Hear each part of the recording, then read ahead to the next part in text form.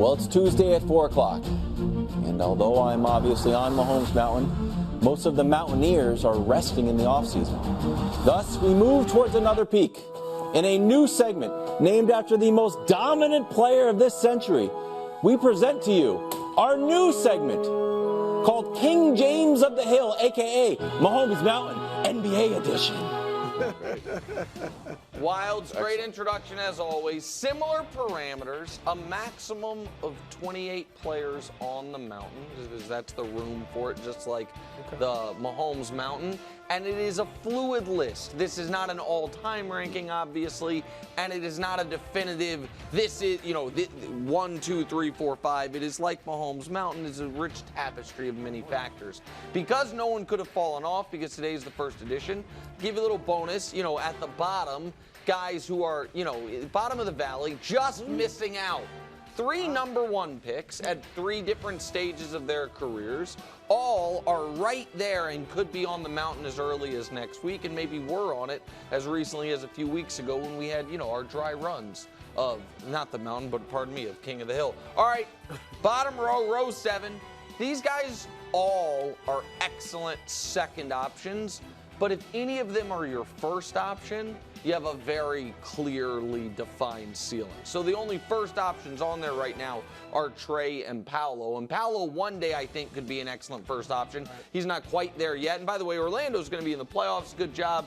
Trey's a number 1 option. The Hawks are a little disappointing. But these are all really good players. These are all top 30 players right now in the league. Now to the top 20 guys. And this speaks to how deep the league is. That these guys are, that we have got not quite really in the top 15, but these guys, Devin Booker, Donovan Mitchell, 2 of the best scorers in the league, Jamal Murray, a champion, number 2, Dame trying to be that, De'Aaron Fox, the best player on a team that's going to be, around 50 wins for the 2nd straight year. And then Tyrese Halliburton, who while the Pacers have cooled off a bit, Tyrese Halliburton was putting together a first-team All-NBA caliber season early in the year. Now probably maybe more of a second-team All-NBA guy. Still an unbelievable year. All right, now we're in real club superstar territory, Drew.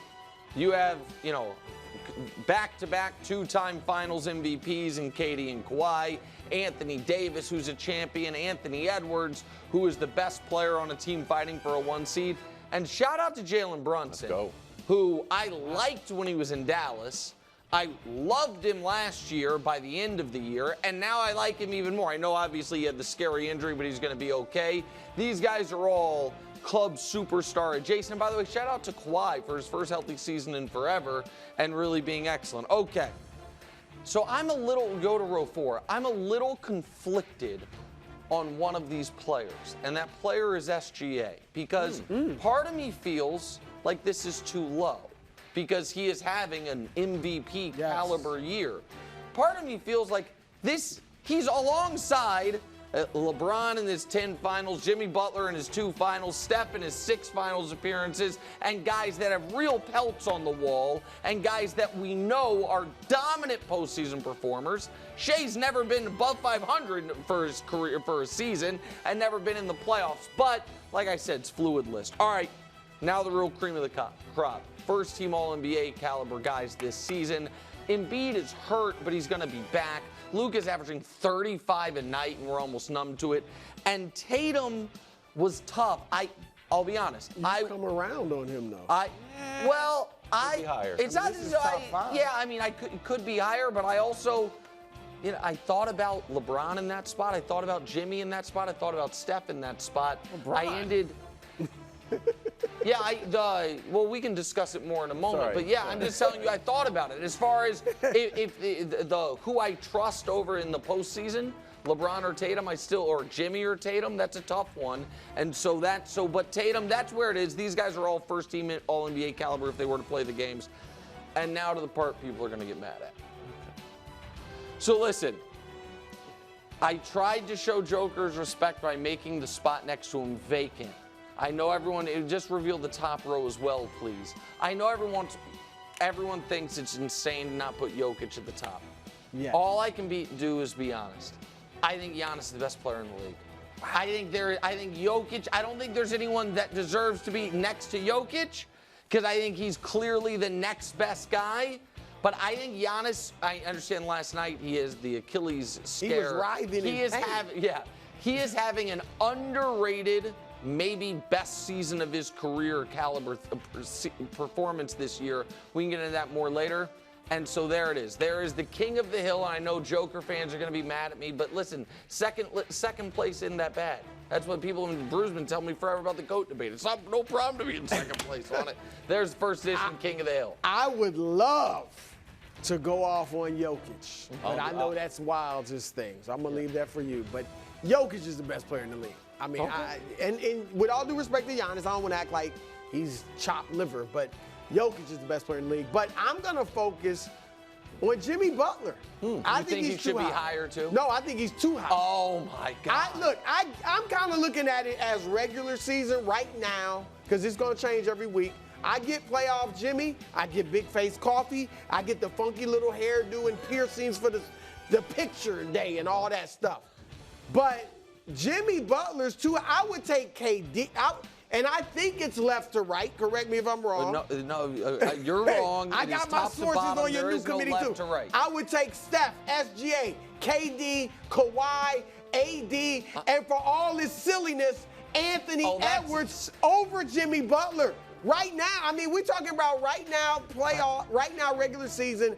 I would put them over Jimmy Butler, so I would pick any of those guys, but I'll throw Edwards, switch him places with Butler or KD, whoever you want. You can put Butler where Jalen Brunson is. I covered his dad. We know. But put him where Jalen is and move Jalen down. And I like Jalen. But I would put Donovan Mitchell where Jalen is. I know I'm getting all. I'm tearing your thing. But I gotta say this before I go. Oh, we have more. Wemby. Wemby instead of Trae Young on the bottom row. Okay. So by the way, the producers begged Brew to just stick to one. But he couldn't do it. Not going to do it. So can I give the listen? I am trying to thread the needle of how they're playing this year, plus what we know and believe about them in the postseason. And I think despite the fact that they were in the finals again last year, that's fair. Jimmy Butler, can we just show Jimmy Butler since he got to the Heat? It's the last 4 playoffs. So how's the team?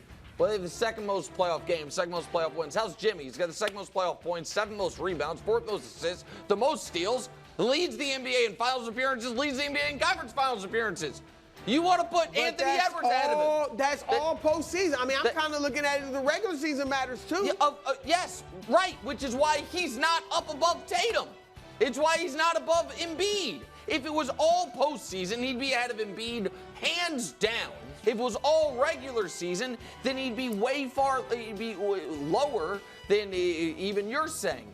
Because it's a rich tapestry. Rich tapestry. I'm weaving it. It's the same thing I was saying, like, right now, and I know you guys scoffed at it, but I think that maybe I'm wrong, but I think that if you were told going into a series starts next week, fully healthy, you can have for this series LeBron or Tatum.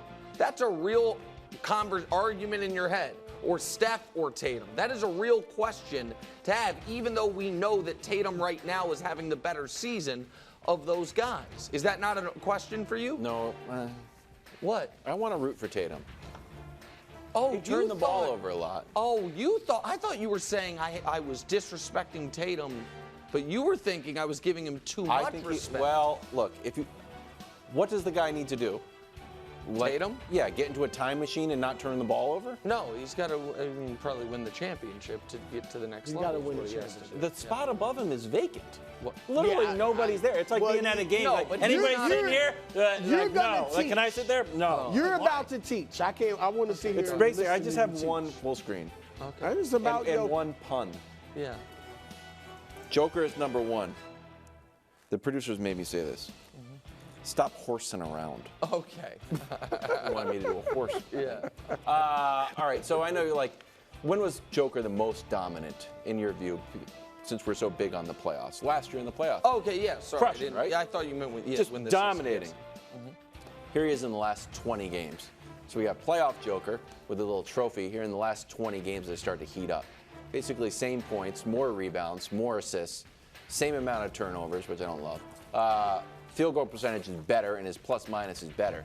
So when you saw Joker at the peak of his powers carry the Nuggets to the championship and him winning Finals MVP and even going reluctantly to the parade, in the last 20 games he's been better. Yeah. They're undefeated post-All-Star where they decide, you know what? We should probably turn it up a little bit. Let's get the number 1 seed. So, Wolves are going to fall. Thunder are, I think, a half game out of first. They will fall. Denver will be number 1, and everyone's coming around.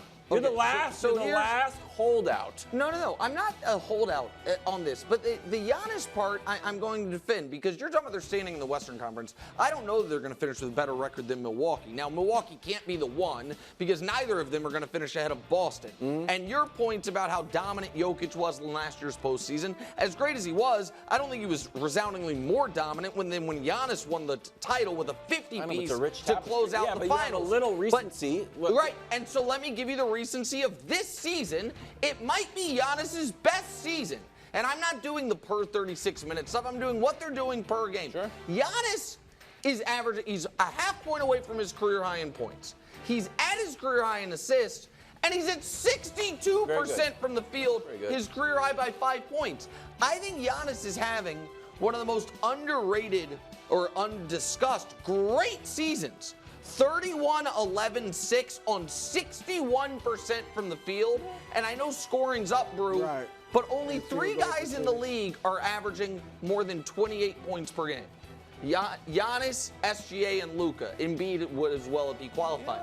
So when you have... But does Jokic have a weakness? Defense, he's not great, but it's not really a weakness. No, and I know. I don't think he has any weakness. Right, Giannis has what Jokic is weakest at, which is defense. I agree. I don't think he's a weak. I don't think it's a weakness. Giannis might be the best in the league at it.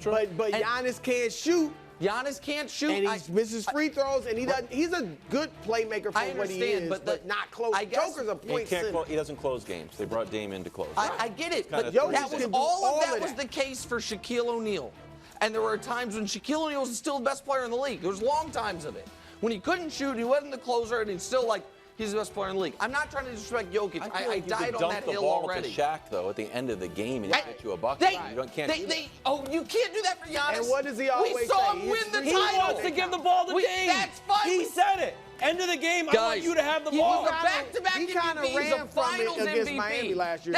You're right. He hasn't been perfect every time, but the idea that a guy who averages damn near 30 over the last 5 years has won Nick, I don't see how you watch, and again, Giannis is great, but I don't see how you watch Jokic. This dude does everything. Yes. He's a point center. He's averaging 3 more assists than Giannis. Giannis is the best player in the league. It's not just the averages. It's the way he plays the game. Thanks for watching. Subscribe here to get more from the show and to check out clips from other shows on FS1.